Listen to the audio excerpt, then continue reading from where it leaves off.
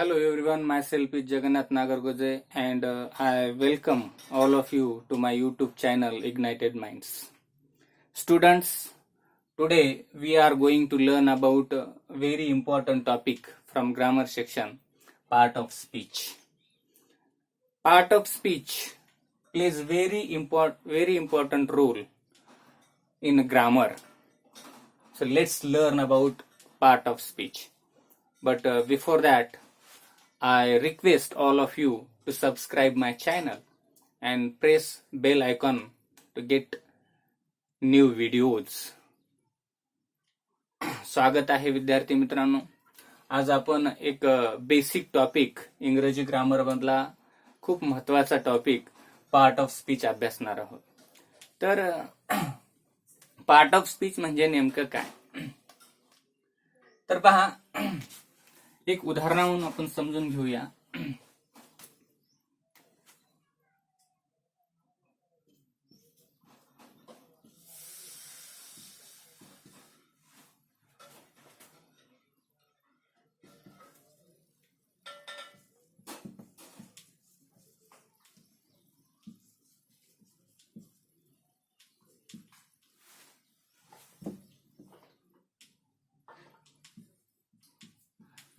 ही completes his homework. आता या वाक्यामध्ये ही काय आहे, कम्प्लीट्स कोणती स्पीच आहे, हिज काय आहे किंवा होमवर्क काय आहे हे आपल्याला ओळखता आलं पाहिजे.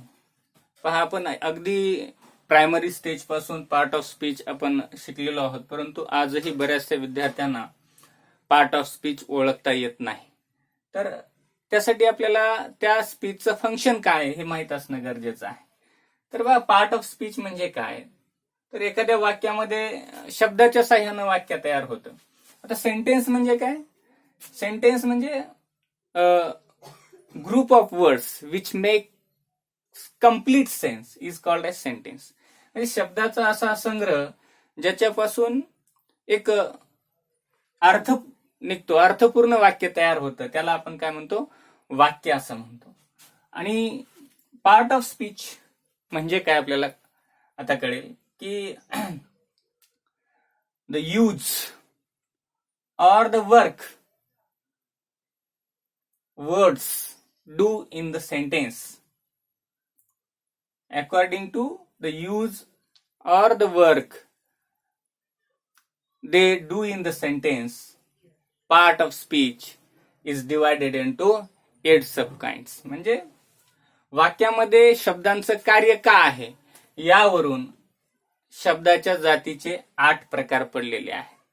मग ते 8 प्रकार कुठले आहेत ते आपल्याला अभ्यासायचे आहे. तर कधी कधी काय होतं पहा विद्यार्थी मित्रांनो, आता हे ही का आहे? प्रोनाउन आहे.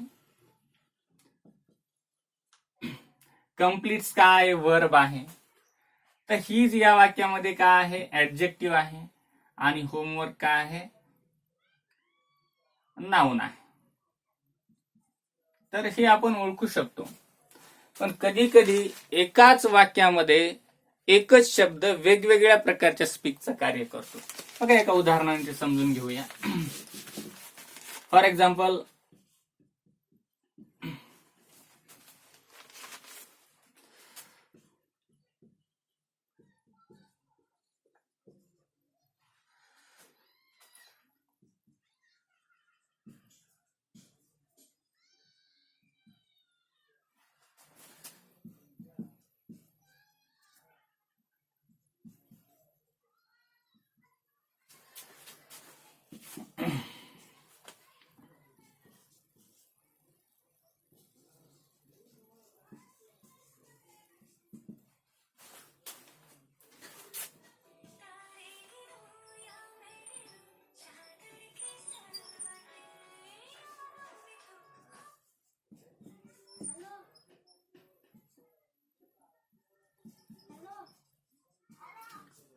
बघा विद्यार्थी मित्रांनो, वरच्या वाक्यामध्ये fast food creates problem in our stomach. He runs fast. I keep fast on Saturday. आता या तिन्ही वाक्यामध्ये एक सेम शब्द आहे, तो म्हणजे काय? फास्ट. तर या वाक्यामध्ये हे तिन्ही फास्ट शब्द हे वेगवेगळ्या प्रकारचं स्पीचचं कार्य करतात. कशा पद्धतीने पहा, तर या फूड बद्दल अधिक माहिती सांगतोय शब्द हा फास्ट. कसं अन्न? Fast food. म्हणून हा काय झाला? ऍडजेक्टिव्ह म्हणून या वाक्यामध्ये हा शब्द आलेला आहे. दुसऱ्या वाक्यामध्ये पहा, ही runs fast. How he runs म्हणजे क्रियेबद्दल अधिक माहिती, पळण्याच्या क्रियेबद्दल. कसा पळतो? वेगात पळतो. म्हणून हा काय आहे? हा या वाक्यामध्ये ऍडवर्ब म्हणून आलेला आहे. आणि I keep fast on every Sunday. आता फास्ट म्हणजे काय? इथं उपवास. आता उपवास हा काय आहे? नाऊन म्हणून आलेला आहे. म्हणजे एकच शब्द वाक्यामध्ये वेगवेगळ्या प्रकारचं कार्य करतो. आणि यावरून शब्दाच्या जातीचे 8 प्रकार पडलेले आहेत. तर let's learn what are they और विचार दे. कुठले ते प्रकार आहेत ते आपल्याला अभ्यासायचं आहे. तर पहा, फर्स्ट आहे नाउन, ज्याला आपण नाम असं म्हणतो. सेकंड वन इज प्रोनाउन, याला आपण सर्वनाम म्हणतो. Third one is adjective.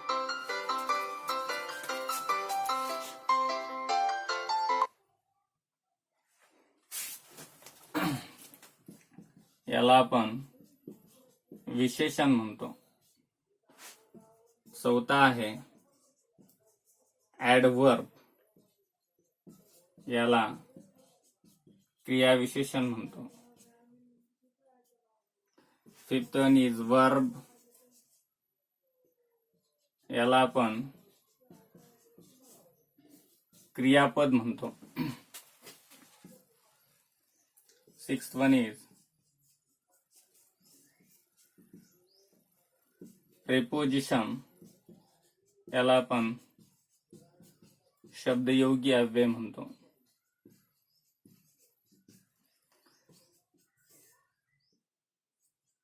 सातवा आहे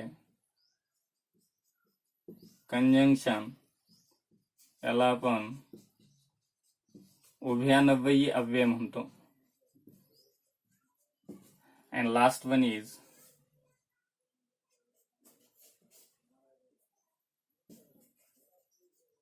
इंटरजेक्शन, याला आपण केवल प्रयोगी अव्यय किंवा उद्गारवाचक अव्यय असं सुद्धा आपण याला म्हणतो. तर हे शब्दाच्या जातीचे एकूण 8 प्रकार आहेत. विद्यार्थी मित्रांनो, यातले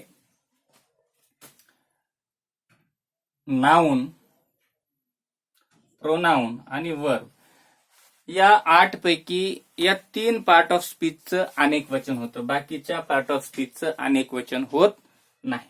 तर पहिल्यांदा आपण पाहूया नाउन. नाउन म्हणजे काय? तो वाक्यामध्ये नाउनचं कार्य काय असतं. Let's learn about noun. तर नाउन म्हणजे काय? A noun is a word given to place, person, thing or any idea is called as noun. म्हणजे एखाद्या ठिकाणाला, वस्तूला किंवा एखाद्या व्यक्तीला जे नाव दिलं जातं त्याला आपण नाउन म्हणतो. उदाहरणार्थ, व्यक्तीचं नाव घ्यायचं, राहुल आहे, प्रिया. ठिकाणाचं नाव पुणे किंवा आपण म्हणू शकतो नांदेड. एखाद्या वस्तूचं नाव pain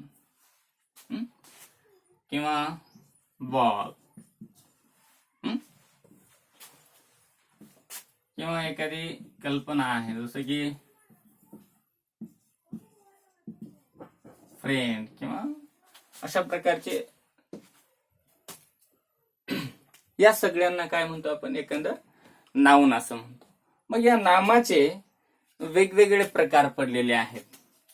in English noun is divided into 5 sub kinds. तर विचार दे ते कुठले आहेत पहा. नामाचं 5 प्रकारामध्ये वर्गीकरण करण्यात आलेलं आहे.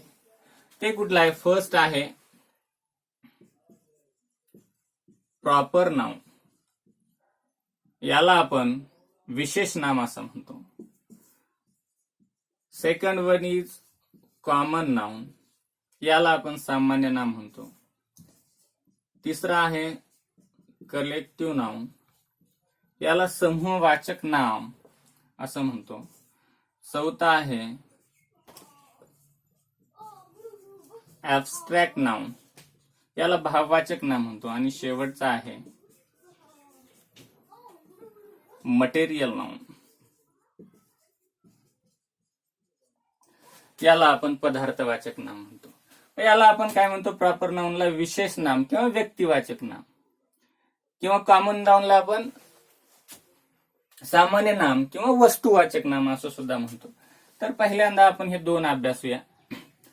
प्रॉपर नाउन आणि कॉमन नाउन म्हणजे काय. एखाद्या वाक्यामध्ये प्रॉपर नाउन आलं किंवा कॉमन नाउन कशा पद्धतीचं ओळखायचं, कशा पद्धतीने ओळखायचं, त्याची डेफिनेशन पहा. प्रॉपर नाउनची डेफिनेशन लक्षपूर्वक आहे का. The name which is properly given to a place, person or thing is called as proper noun. बघा, the name which is properly given to place, person or thing is called as proper noun. म्हणजे एखाद्या वस्तूला, व्यक्तीला, ठिकाणाला किंवा त्याच्या गुणधर्माला जे विशिष्टपणे नाव दिलं जातं त्याला आपण प्रॉपर नाउन म्हणतो. आता उदाहरणात आहे एखादं प्लेस आहे, जसं की सांगितलं की मी पुणे. पुणे हे ठिकाणाचं नाव आहे. किंवा आपण पाहू नांदेड. किंवा एखाद्या व्यक्तीचं नाव सचिन, सोनिया. एखाद्या वस्तूचं नाव प्रॉपर नाव. आता वेगवेगळ्या प्रकारचे बॉल असतात. उदाहरणार्थ मी लिहिलं टेनिस बॉल. आता वेगवेगळ्या प्रकारचे खेळ आहेत. उदाहरणार्थ मी लिहिलं क्रिकेट. आता पहा, प्रॉपर नाउन म्हणजे त्याचं स्वतःचं विशिष्ट नाव. आता बघा, कॉमन नाउनची डेफिनेशन अभ्यासल्यानंतर तुम्हाला चांगल्या पद्धतीने या दोन्ही मधला डिफरन्स कळेल. कॉमन नाउन म्हणजे काय, त्याची डेफिनेशन काय. The name which is commonly given to place, person or thing is called as common noun. म्हणजे a name which is commonly given to place, person or thing is called as common noun. म्हणजे एखाद्या वस्तूला, व्यक्तीला किंवा ठिकाणाला विशिष्टपणे जे नाव, सामान्यपणे जे नाव दिलं जातं त्याला काय म्हणतात? कॉमन नाउन असं म्हणतात. बघा, आता तुम्हाला चांगल्या पद्धतीने समजेल. हे पुणे आणि नांदेड काय आहे? प्लेस आहे. म्हणजे प्लेस काय झालं? कॉमन नाउन झालं. तशाच पद्धतीनं हे पुणे आणि नांदेड हे काय आहे? म्हणजे कॉमन नाउन त्याच्या कम्युनिटीला रिप्रेझेंट करतं, आहे की नाही. हे दोन्हीचे एकत्रितपणे कॉमन नाउन काय? प्लेस आहे. आता सचिन आणि सोनिया हे काय आहेत? सचिन काय आहे? बॉय आहे. सोनिया काय आहे? गर्ल आहे. म्हणजे बॉय आणि गर्ल काय आहे? कॉमन नाउन आहे. आणि तशाच पद्धतीनं हे टेनिस किंवा क्रिकेट हे काय आहेत? स्पोर्ट आहे. हे स्पोर्ट्स आहेत. म्हणजे स्पोर्ट्स, क्रिकेट पण स्पोर्ट्स, टेनिस बी स्पोर्ट्स आहे. म्हणजे याचं हे स्पोर्ट काय आहे? कॉमन नाउन आहे. आणि प्रॉपर नाउन विशिष्ट खेळाचं वेगवेगळं नाव आहे. तर अशा पद्धतीनं आपण कॉमन नाउन आणि प्रॉपर नाउन काय करू शकतो? ओळखू शकतो. प्रॉपर नाउन हे विशिष्ट नाम असतो. कॉमन नाउन हे त्याच्या कम्युनिटीला रिप्रेझेंट करत असतं. तर चला, तर मग आपल्याला चांगल्या पद्धतीने समजलं असेल what is mean by proper noun आणि कॉमन नाउन. याच्यामध्ये फरक काय? प्रॉपर नाउनचं प्ल्युरल होत नाही, प्ल्युरल फॉर्म होत नाही. कॉमन नाउनचं प्ल्युरल फॉर्म होत असतं. कलेक्टिव्ह नाउन पहा. तर कलेक्टिव्ह नाउन म्हणजे काय? The word which indicates a group of people, animals or things as a single unit. मी काय म्हणलं पहा, a group or the word which indicates a group of people, persons, people or things as a single unit. म्हणजे असं नाव की ज्यामुळं समूहाचा बोध होतो, एकत्रित समूहाचा बोध होतो. आता इथे सामान्य नामाच्याच समूहाचा बोध असतो. पहा, आपण पाहू. जसं की आता उदाहरणार्थ आपण पाहिलं, स्टुडंट हे का आहे? कॉमन नाउन आहे. स्टुडंट हे का आहे? कॉमन नाउन आहे. तर याचं एक्झाम्पल पाहायचं असेल तर पहा, स्टुडंट्स, विद्यार्थ्याचा समूह जिथं असतो त्याला काय म्हटलं जातं? क्लास. म्हणजे स्टुडंट म्हणजे कॉमन नाउन आहे, कॉमन नामाचा समूह. तर समूह केव्हा असतो पहा? जिथं एकापेक्षा जास्त व्यक्ती किंवा वस्तू असतात त्याला आपण समूह म्हणतो. तर विद्यार्थ्याच्या समूहाला काय म्हणतो आपण? क्लास म्हणतो. मग क्लास काय झाला? कॉमन नाउन झालं. तशाच पद्धतीनं सैनिकांचा समूह, अ ग्रुप ऑफ सोल्जर, त्याला काय म्हणतो आपण? आर्मी म्हणतो. किंवा a group of family member having same blood relation, म्हणजे कुटुंबातील सदस्यांचा समूह, त्याला काय म्हणतो?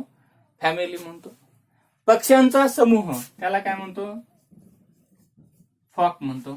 तर अशा पद्धतीनं म्हणजे काय, कॉमन नावांचा समूह याच काय तयार होतं? कलेक्टिव्ह नाउन तयार होतं. म्हणजे याला आपण समूहवाचक नाम असं म्हणतो. तर आता पुढचा अभ्यास आपण ऍबस्ट्रॅक्ट नाउन. ऍबस्ट्रॅक्ट नाउन म्हणजे काय? ऍबस्ट्रॅक्ट नाउनची डेफिनेशन पाहू. It is the name of something which we can't see or touch. आम्ही काय म्हणलं? It is the name of something which we can't see or touch but we can feel, we experience. म्हणजे असं नाव की जे आपण अशा वस्तू, अशा बाबी की जे आपण डोळ्याने पाहू शकत नाही किंवा हाताने स्पर्श करू शकत नाही, परंतु त्याला आपण काय करू शकतो? फील करू शकतो, अनुभवू शकतो. अशा बाबींच्या नावांना काय म्हणायचं? ऍबस्ट्रॅक्ट नाउन, भाववाचक नाम असं म्हणायचं. उदाहरणार्थ आहे ब्युटी. ब्युटी किंवा विजडम किंवा ग्रोथ किंवा फ्रेंडशिप किंवा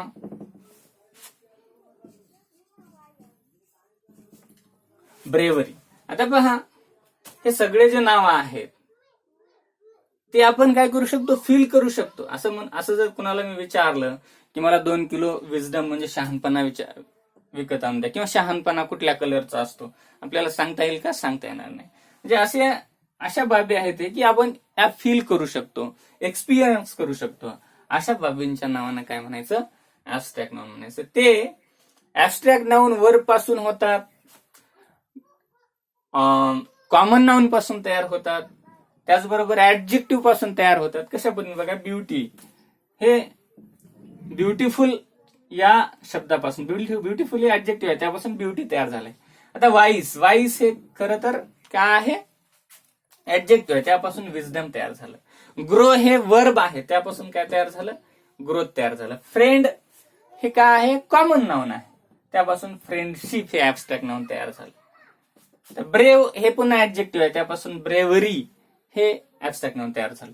म्हणजे आपण वर्ब असेल, ऍडवर्ब असेल किंवा ऍडजेक्टिव्ह असेल किंवा नाउन, कॉमन नाउन असेल, त्यापासून आपण ऍबस्ट्रॅक्ट नाउन काय करू शकतो? तयार करू शकतो. लास्ट वन, शेवटचं आपल्याला पाहायचंय मटेरियल नाउन. आता पहा, यामध्येच याची व्याख्या आपल्याला कळता येते की मटेरियलच्या नावांना, वेगवेगळ्या पदार्थाच्या नावांना काय म्हणतो आपण? मटेरियल नाउन असं म्हणतो. तर त्याला मटेरियल नावाची डेफिनेशन कसं तयार करू शकतो आपण? It is the name of some materials or ingredients which makes new things are made. म्हणजे ज्याच्यापासून नवीन वस्तू तयार होतात, ज्या मटेरियल पासून नवीन पदार्थ तयार होतात, त्याला आपण काय म्हणू शकतो? मटेरियल नाउन म्हणतो. पदार्थाला दिलं जाणारं नाव म्हणजे काय? थोडक्यामध्ये मटेरियल नाउन म्हणजे काही असे नॅचरल घटक आहेत, पदार्थ आहेत, त्यापासून नवीन पदार्थ तयार झाले त्याला सुद्धा आपण मटेरियल नाउन असं म्हणतो. आता उदाहरणार्थ आहे वूड आहे. बघा, वूड हा नॅचरल पदार्थ आहे, घटक आहे. त्यापासून आपण चेअर तयार झालं, टेबल तयार झालं, आहे ना, डोअर तयार झालं. तर वूड हे काय आहे? Material noun. उदाहरणार्थ गोल्ड आहे, सोनं. सोन्यापासून विविध प्रकारचे आपण ऑर्नामेंट्स किंवा दागिने तयार करतो. हे सुद्धा काय आहे? मटेरियल नाउन आहे. उदाहरणार्थ आहे मिल्क किंवा राईस, ठीक आहे ना. सगळे पदार्थ, जे काही पदार्थाला नाव दिलं जातं त्याला आपण काय म्हणतो? मटेरियल नाउन म्हणतो. बघा, मटेरियल नाउनचं सुद्धा अनेक वचन होत नाही. तर आपण पाहिलं की कशा पद्धतीनं हे नाउन्सचे प्रकार आहेत. तर मला निश्चित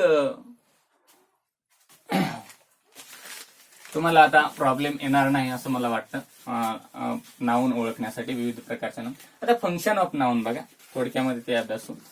फंक्शन काय असतं हे महत्वाचं आहे. आपण ओळखता वाक्यामध्ये कुठली पार्ट ऑफ कशी ओळखायचं, नाउन प्रोनाउन कसं ओळखायचं, त्यासाठी फंक्शन पाहिजे. आता उदाहरण अभ्यासू आपण.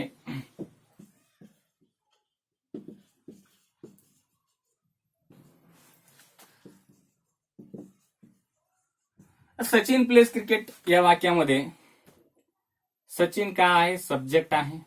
प्लेज वर्ब आहे आणि क्रिकेट सुद्धा काय आहे? क्रिकेट काय आहे? ऑब्जेक्ट आहे. म्हणजे बघा, एकतर वाक्यामध्ये जे नाउन असतं किंवा प्रोनाउन असतं ते सब्जेक्ट म्हणून कार्य करतं किंवा ऑब्जेक्ट म्हणून कार्य करतं. पहा, असं ओळखू शकतो आपण की म्हणजे वाक्यामध्ये नाउन कुठे येतं? एक तर सब्जेक्ट म्हणून येतं किंवा ऑब्जेक्ट म्हणून येतं. म्हणजे फंक्शन काय नाउनचं? ऍज अ सब्जेक्ट और ऑब्जेक्ट. पहा, कधी कधी नाउन वाक्यामध्ये जिरंड किंवा इन्फिनिटिव्ह सुद्धा कशाचं कार्य करतात? नाउनचं कार्य करतात. कशा पद्धतीने करतात? पहा, वाक्यामध्ये जिरंड, ज्याला नॉन फायनाईट वर्ड्स मध्ये याचा समावेश होतो, वर्ब्स मध्ये याचा समावेश होतो. तर जिरंड म्हणजे काय? पहा, आयएनजी युक्त रूप क्रियापदाचं, म्हणजे त्याचं नामाचं कार्य करतं. बघा, उदाहरणार्थ